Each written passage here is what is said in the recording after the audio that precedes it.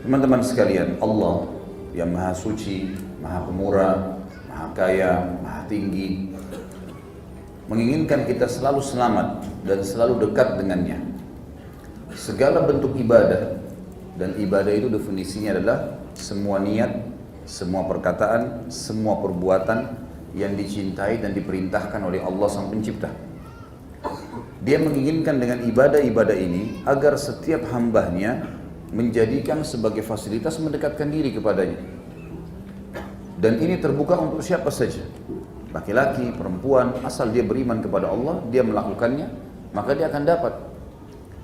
Banyak manusia teman-teman tidak menyadari, seseorang di antara kita kadang-kadang dia ingin mendekatkan diri dengan seorang pejabat, seorang tokoh masyarakat, seorang apa saja ya, jabatannya di kalangan manusia, maka kita lihat dia berusaha mencari jalan, melobi sana sini, mencari siapa yang dikenal, apa saja jalan, supaya bisa berkenalan sama orang tersebut. Kadang-kadang hanya karena masalah maslahat satu urusan dunia, hanya karena masalah jabatan, hanya karena masalah harta, hanya karena masalah partner bisnis, dan itu repot sekali, susah, bisa dapat bisa enggak. Teman-teman sekalian, ibadah yang telah disiapkan oleh Sang Pencipta Allah adalah cara yang paling mudah, tidak ada sulit. Bahkan ibadah kadang-kadang tidak membutuhkan biaya, hanya butuh sedikit saja upaya kita. Zikrullah misalnya, hanya dengan lisan. Tapi apa kata Nabi SAW? Mau nggak saya tunjukkan kepada kalian amalan yang mengalahkan kalian berinfak dengan emas dan perak?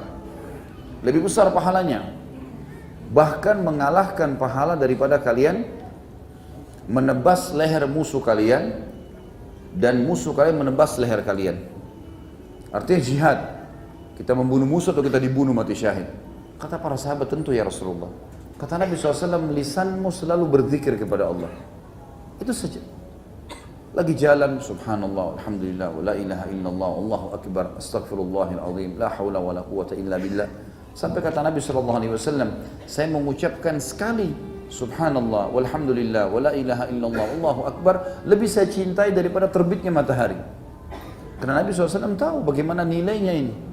Ini menyebut dan memuji Sang Pencipta Allah, yang artinya apapun di muka bumi ini dan di alam semesta ini dia yang ciptakan, dia yang memiliki, dia yang mengurus, dia yang memusnahkan. Dan kita diberikan fasilitas dengan sangat mudah untuk berhubungan dengannya. Nggak butuh lobby, nggak butuh biaya. Doa, punya hajat apa saja, selama itu halal, tinggal angkat tangan ke langit, tinggal ucapkan dengan lisan, alhamdulillah, wassalatu wassalamu ala rasulillah, ya Allah saya punya hajat ini, ya Allah sembuhkan, ya Allah begini, tinggal hajat, dan tunggu prosesnya, nikmati saja, 2 hari, seminggu, nggak apa-apa.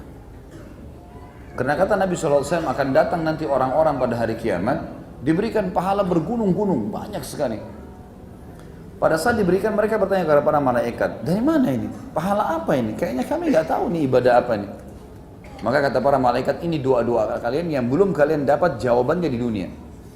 Diberikan pahala bergunung-gunung, artinya kita lihat hasilnya, nggak lihat hasilnya, ibadah.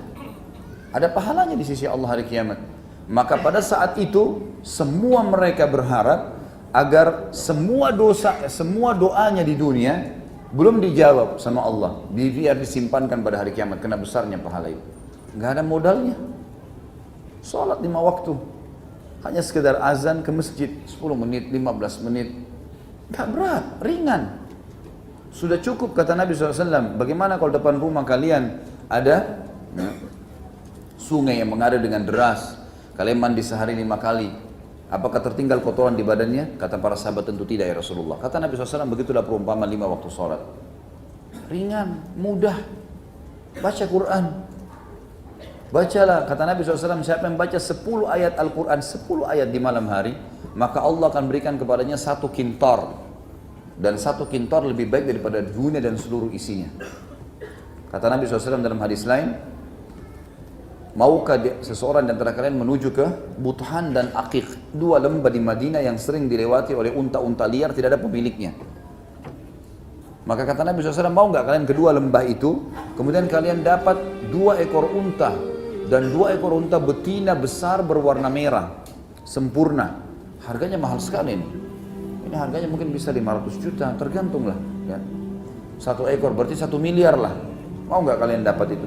Kata para sahabat, tentu ya Rasulullah. Kata Nabi SAW, seseorang di antara kalian pergi ke masjid, baca 2 ayat Al-Quran. Lebih baik daripada 2 ekor unta. 3 ayat Al-Quran, lebih baik daripada 3 ekor unta. 4 ayat Al-Quran, lebih baik daripada 4 ekor unta. Dan segitu seterusnya. Baca 100 ayat ya 100 ekor unta. Mudah. Murah biayanya. Dan itu cara berhubungan dengan siapa? Sang Pencipta. Nggak butuh lobby. Kalau kita berhubungan dengan Sang Pencipta, teman-teman sekalian, maka semua makhluk bisa Allah tundukkan buat kita. Dalam sebuah hadis yang sahih kata Nabi SAW, kalau Allah mencintai seorang hamba, Allah menyuruh Jibril mencintainya, pimpinan para malaikat, dan diperintahkan seluruh ahli langit dari malaikat mencintainya, dan Allah akan tanamkan cinta makhluk di bumi kepadanya. Bukan cuma manusia, hewan-hewan, tumbuh-tumbuhan cinta sama dia. Dan kalau Allah membenci seorang hamba, Allah akan suruh Jibril membencinya, dan suruh penghuni langit, malaikat membencinya, dan ditanamkan kebencian untuknya di muka bumi. Orang kalau faham tentang apa yang saya jelaskan dari teman-teman sekalian, dia akan tangkap sebuah poin penting dalam hidup, bahwasanya menjaga hubungan dengan Sang Pencipta Allah dengan menjaga ibadahnya, ini adalah cara yang terbaik. Bagaimana tadi saya kasih contoh, orang banyak melobi manusia hanya untuk urusan kecil.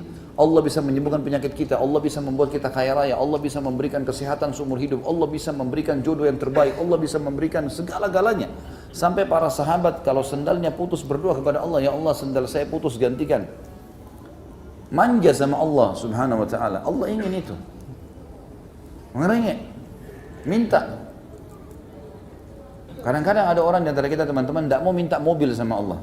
Kayak nggak masuk di akal minta mobil sama Allah.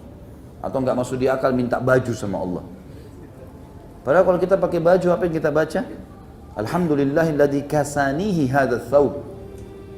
Segala puji bagi Allah yang telah memberikan ini, baju ini, mengenakan baju ini kepada saya.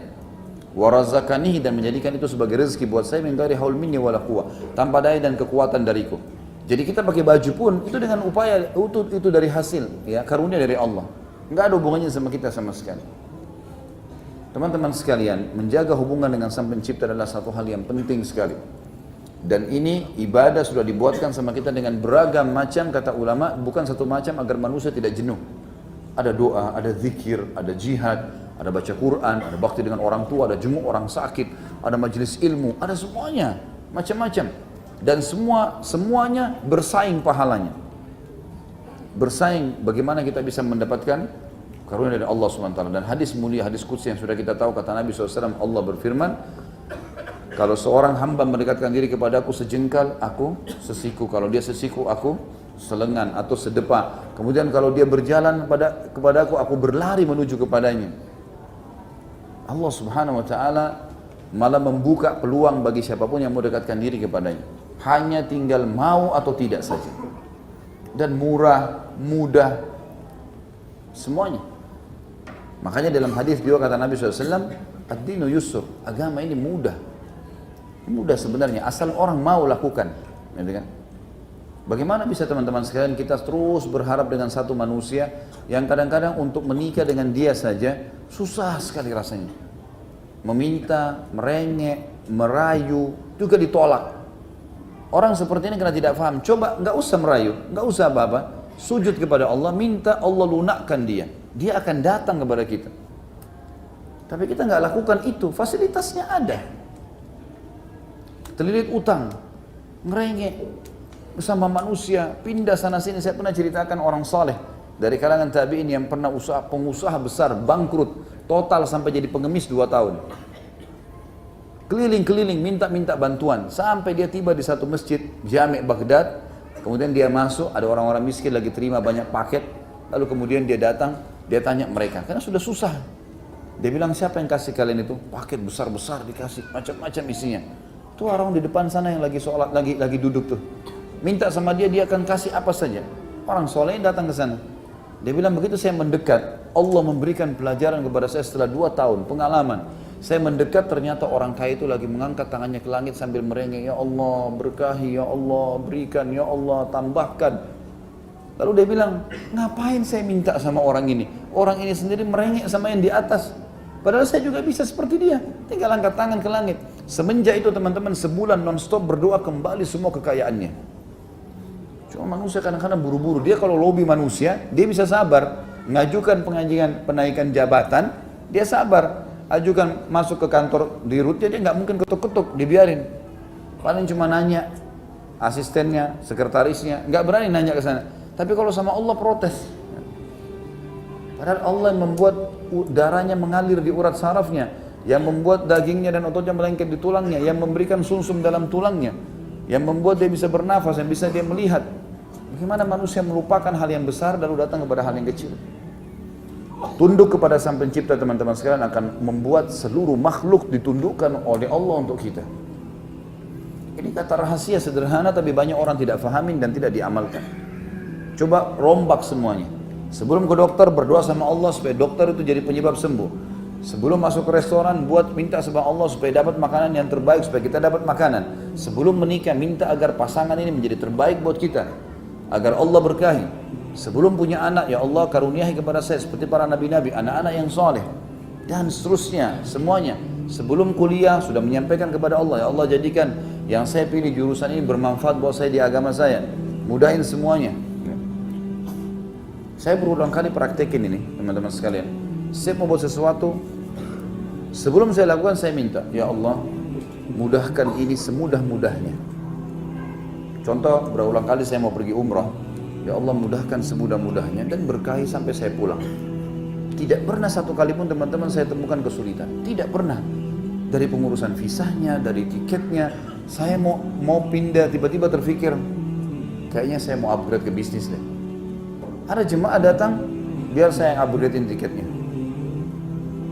Saya mau bayar, terus kemudian waktu itu hari saya mau berangkat juga, mau upgrade ke bisnis lagi. Tiba-tiba di bandara dikatakan ini karena kartunya sudah mencapai kartu seperti ini, member anggotanya, maka tidak masalah, di-upgrade tanpa bayar. Banyak hal. Kemudian pergi di sana, semuanya mudah. Saya bisa ketemu sama teman-teman saya bisa menyelesaikan banyak tulisan ceramah, sampai saya pulang kayak tidak terasa perjalanan itu. Banyak dimudahkan. Tapi memang kata kuncinya, kembalikan dulu sama Allah sebelum melakukan.